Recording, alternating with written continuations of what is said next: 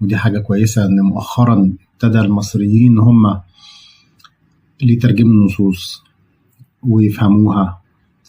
أصل مش منطق إن ما ابتديناش نفهم الحضارة المصرية أو النقوش أو الحاجات دي غير لما شامبليون جه في الحملة الفرنسية.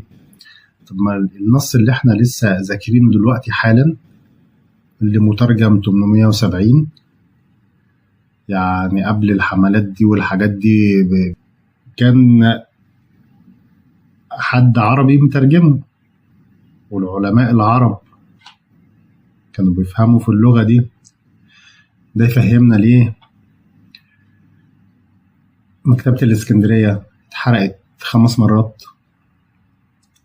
ليه في أي حاجة بتحصل أول حاجة يحرقوا الكتب؟ ليه؟ عشان ما تبقاش فاهم حاجة، ما تبقاش عارف تاريخك، ما تبقاش عارف أصلك، ما تبقاش عارف حضارتك، وتاخد معلوماتك اللي هما بيقولوا لك عليه انت بتصدق. احنا ما بندورش وراهم، دول الناس مصدقة يا باشا.